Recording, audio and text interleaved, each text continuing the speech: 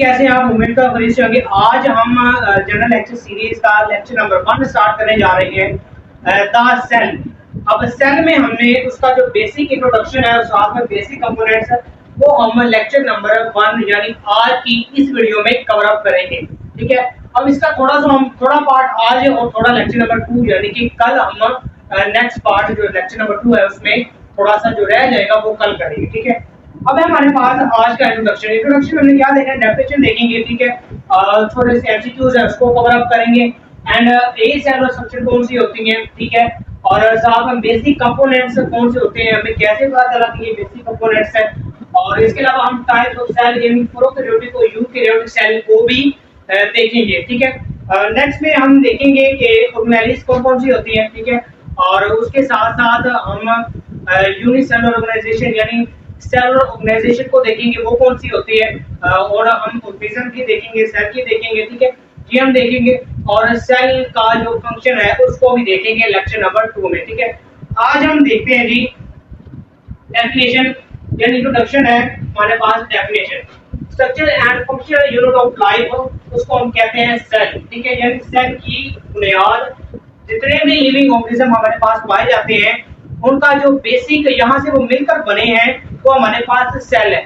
अब देखिए हमारे पास लेवल्स ऑफ ऑर्गेनाइजेशन को हमने स्टडी किया था कि हमारे पास सब एटॉमिक से एटम बनता है, एटम से मॉलिक्यूल बनता है, मॉलिक्यूल से सेल, सेल से टिश्यू, ऑर्गन, ऑर्गन सिस्टम और हमारे पास ऑर्गेनिज्म बन जाता है। ठीक है, अब सब एटॉमिक लेवल से लेकर मॉलिक्यूल लेवल तक के नॉन लिविंग और लिविंग दोनों में ये लेवल्स पाए जाते हैं। ठीक है, अब हम जब लिविंग की बात करेंगे तो लिविंग का जो दर्जा है वो लेवल है वो सेल से ही स्टार्ट होता है। यानी यहाँ से हमें पता चला कि जो लिविंग है उसका जो बेसिक जहाँ से वो मिलकर बनते हैं वो हमारे पास सेल है। Basic structure and functional of unit of life, यानी कैसे हमारे पास सेल बनेंगे, टिश्यू बनेंगे, टिश्यू से ऑर्गन बनेंगे, यानी स्ट्रक्चर भी बन रहे हैं सेल से। और जब हमारे पास सेल वो अपना अपना फंक्शन अदा करेंगे तो एक टिश्यू का बन जाएगा फंक्शन, जैसे टिश्यू हमारा अपना फंक्शन अदा करेगा वो एक ऑर्गन का बन जाएगा। तो ऐसे हमारे पास सेल एक स्ट्रक्चर और फंक्शनल यूनिट ऑफ लाइफ कहलाता है। ठीक है, अब जैसे हमारे पास स्मॉलेस्ट पार्टिकल है वो एक आजाद अणु भी रह सकता है और मिलकर टिश्यू और टिश्यू से ऑर्गन भी बनाता है। ठीक है, ये हमारे पास सेल है। ठीक है, यानी हमारे पास जो सेल है वो building blocks of living organism है। ठीक है, हमारे पास अगर हम एक लिविंग ऑर्गेनिज्म की बात करें तो 36 trillions of cells, 36 trillions of cells मिलकर एक ऑर्गेनिज्म की बॉडी को बना रहे होते हैं। ठीक है, तो ये हमारे पास सेल क्या होता है। ठीक है, अब थोड़े से एमसीक्यूज हैं उसको हम देखते हैं। सवाल है सेल, अगर हम ह्यूमन बॉडी की बात करें तो इसमें सबसे छोटा सेल है वो हमारे पास होता है स्पर्म सेल। ठीक है, आप अपनी स्क्रीन पर भी देख सकते हैं कि हमारे पास सबसे छोटा सेल है स्पर्म सेल। ठीक है, अब नेक्स्ट हम ऑल ओवर द वर्ल्ड बात करें। ठीक है, ह्यूमन सेल के अलावा ऑल ओवर द वर्ल्ड सबसे छोटा सेल कौन सा है, वो हमारे पास है माइकोप्लाज्मा जेलीसेप्टिकम। ये हमारे पास सबसे छोटा सेल है ऑल ओवर द वर्ल्ड। ठीक है, अब नेक्स्ट हम बात करें लॉन्गेस्ट सेल इन ह्यूमन, तो वो हमारे पास नर्व सेल आ जाता है। सबसे लॉन्गेस्ट सेल हमारे पास नर्व सेल। ठीक है, अब नेक्स्ट हम बात करते हैं लार्जेस्ट सेल कौन सा है। अगर ह्यूमन सेल की बात करें, ह्यूमन बॉडी की बात करें तो उसके अंदर ओव्यूम यानी फीमेल का जो एग है उसको हम ओव्यूम कहते हैं, वही हमारे पास लार्जेस्ट सेल इन बॉडी है। ठीक है, अगर हम बात करें ऑल ओवर द वर्ल्ड सबसे लार्जेस्ट सेल कौन सा है तो वो है ऑस्ट्रिच एग। ये हमारे पास लार्जेस्ट सेल की एक एग्जांपल है ऑस्ट्रिच एग। ठीक है, इसके बाद हम लाइफ स्पैन की बात करें कि हमारे पास एक सेल कितनी देर जिंदा रह सकता है, तो वो हमारे पास उनका थोड़ा भी होता है। ठीक है, जैसे हमारे पास रेड ब्लड सेल्स है, ठीक है, व्हाइट ब्लड सेल्स है जिनका 4 महीने होता है, 7 डेज में भी होता है। ठीक है, घंटों में भी होता है उनका लाइफ स्पैन। ठीक है, हम एवरेज बात करें कि इससे ज्यादा कोई भी सेल अपना जो लाइफ है वो स्टार्ट नहीं कर सकता, तो वो हमारे पास 7 to 10 ईयर्स कि हमारे पास एक एवरेज दौरानिया है जिसके अंदर सेल अपनी जो लाइफ हो वो गुजारता है। ठीक है, अगर हम वेट की बात करें तो सबसे जो छोटा सेल है वो हमारे पास 1 नैनोग्राम होगा। ये हमारे पास सेल का वेट है। अगर हम इसका ज्यादा वेट करें, एवरेज की बात करें तो हमारे पास ओस्ट्रिच एग सबसे बड़ा सेल है। इसको आप अंदाजा खुद लगाएं कि हमारे पास ओस्ट्रिच एग है तो आप इसका अंदाजा लगाएं कि इसका वेट क्या होगा। ठीक है, सबसे छोटा जो सेल होगा उसका जो वेट है वो 1 किलोग्राम है। अब नेक्स्ट हमारे पास ए सेल स्ट्रक्चर, ऐसे स्ट्रक्चर्स जिनमें सेल नाम की कोई चीज नहीं होती। ठीक है, सेल के बगैर, तो अगर सेल नहीं होगा, सेल से नहीं मिलकर बने, तो इसमें कोई मेटाबॉलिज्म भी नहीं होगा। तो वो उसकी एग्जांपल हमारे पास क्या कोड करता है, बासिस हैं, प्योन्स हैं एंड पाइराइड्स हैं। इन ऐसे स्ट्रक्चर्स हैं जिनके अंदर कोई भी सेल नहीं होता है, लेकिन इनमें लिविंग ऑर्गेनिज्म की कुछ कैरेक्टरिस्टिक पाई जाती है, यानी ये अपनी तादाद को आगे बढ़ा सकते हैं और इसके साथ साथ अपनी जो कैरेक्टरिस्टिक है जेनेटिक वो भी आगे मुंतकिल कर सकते हैं। ठीक है, ये हमारे पास कुछ खसूसियात उनकी पाई जाती है, लेकिन सेल में बेसिकली कोई भी नहीं होता। सेल नहीं होगा तो इसमें कोई भी मेटाबॉलिज्म नहीं होगा। ठीक है, तो अगर हम बेसिक कंपोनेंट्स की बात करें, सेल में कौन से जो बेसिक है वो जरूर होंगे कंपोनेंट्स, ये हमें कैसे पता है कि हम पढ़ेंगे जब हम थर्ड लेक्चर में हिस्ट्री ऑफ सेल में पढ़ेंगे ना, तो उसमें मैं आपको बताऊंगा कि कैसे हमें ये बेसिक कंपोनेंट्स मिले, किसने हमें बताए, किस साइंटिस्ट ने बताए, वो भी हम देखेंगे। ठीक है, तो बेसिक कंपोनेंट्स हमारे पास सेल मेम्ब्रेन, साइटोप्लाज्म और न्यूक्लियस।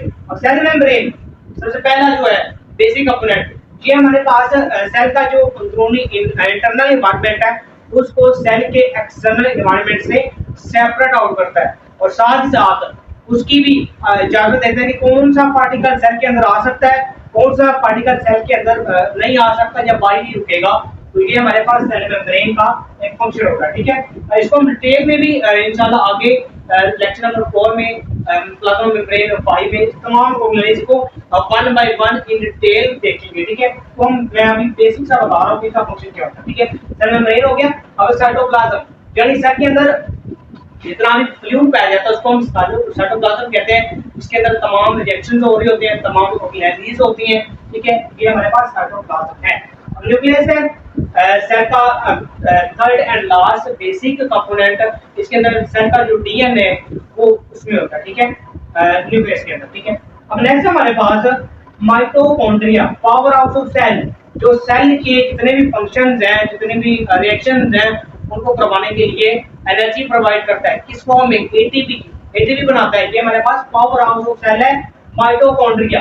क्लोरोप्लास्ट हमारे पास, ये हमारे पास प्लांट्स में होता है मोस्टली, तो उसमें क्या करता है कि सूरज से सनलाइट उसको अब्सॉर्ब करता है ताकि फोटोसिंथेसिस के जरिए ये हम अपनी जो बना सकें। ठीक है, नेक्स्ट हमारे पास वैक्यूल है, ये हमारे पास एनिमल सेल में पाया जाता है और प्लांट सेल में पाया जाता है। एनिमल सेल में छोटा होता है, प्लांट सेल में बड़ा होता है, क्योंकि एनिमल जो होते हैं वो अपना पानी का इस्तेमाल खुद जाके कर सकते हैं, खुद पी सकते हैं, पानी की कमी खुद पूरा कर सकते हैं। ठीक है, लेकिन एनिमल प्लांट सेल की बात है उसमें बड़ा होता है, क्योंकि इसे स्टोर करना होता है साल्ट को, वाटर को, कार्बोहाइड्रेट्स को, ताकि अगर शॉर्टेज हो भी जाए पानी की तो ये वैक्यूल के जरिए वो पानी की कमी को पूरा कर सकते हैं। ठीक है, नेक्स्ट हमारे पास गोल्जी बॉडी, जो स्टोर करता है, मॉडिफाई करता है, ट्रांसपोर्ट करता है, किसकी, प्रोटीन की और लिपिड की।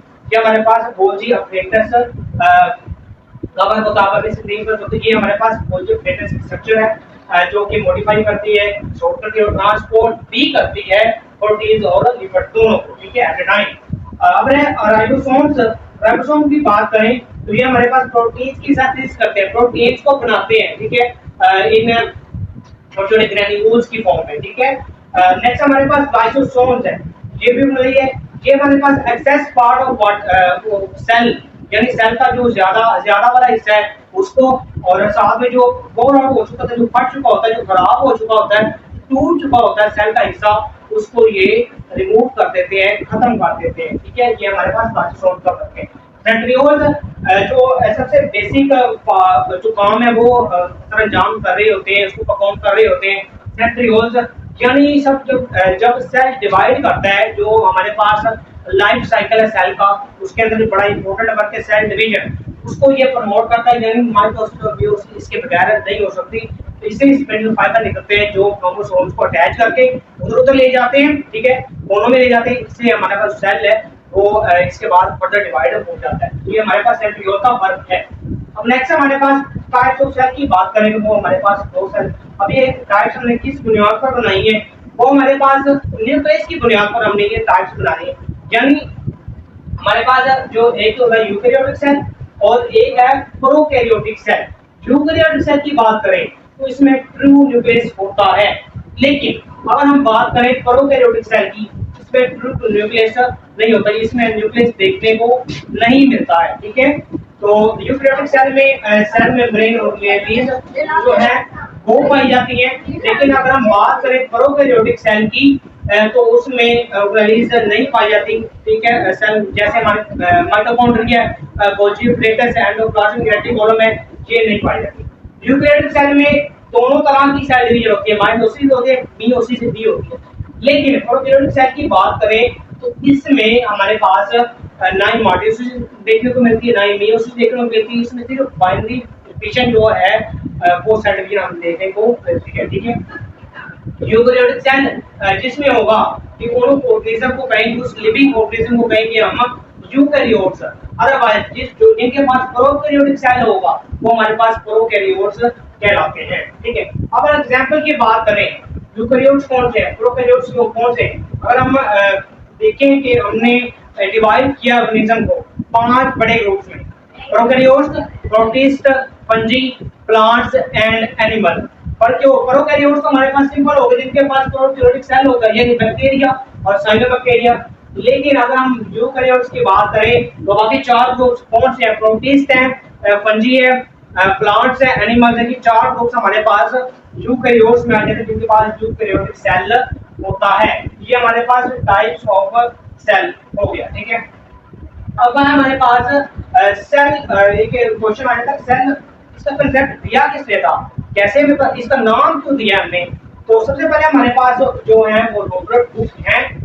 ठीक है, एक बायोलॉजिस्ट हैं, काफी काम किया उन्होंने। हम आगे जब हिस्ट्री पढ़ेंगे तो देखेंगे, इन्होंने सजेस्ट किया था इस नाम सेल। अब सेल जो सेल है वो एक लैटिन वर्ड सेलुला से जो ड्राइव किया गया था, जिसका मतलब है स्टोर रूम। ठीक है, यानी जिसके स्टोर रूम में क्या होता है कि हमारे पास बहुत चीजें कटी मिलकर पड़ी होती हैं, उसको हम स्टोर रूम कहते हैं। उससे रॉबर्ट हुक ने इसका नाम सजेस्ट किया था सेलुला यानी सेल। ठीक है, तो ये हमारे पास स्टोर रूम उससे ही ड्राइव किया गया था 1665 के अंदर। ठीक है, तो ये हमारे पास कुछ इंट्रोडक्शन पढ़ेगा। कल जो लेक्चर नंबर 2 है उसके अंदर हम सेलुलर ऑर्गेनाइजेशन के बारे में बात करेंगे, और साथ ही साथ हम क्या करेंगे कि सेल की जो फंक्शन है उसको भी स्टडी करेंगे। ठीक है, अब इसी सेल है वो हम थर्ड लेक्चर में उसको दे देंगे आपको ना, इंशाल्लाह जो सीरीज है वो चलती जाएगी इंशाल्लाह। तमाम के तमाम टॉपिक जो सीरीज हमने लिए हैं उस पर हम जरूर बात करेंगे। तो ये था हमारा introduction and basic components of cell. हम मिलेंगे नेक्स्ट लेक्चर नंबर 2 में, उस वक्त तक दीजिए हमें इजाजत। अल्लाह हाफिज़।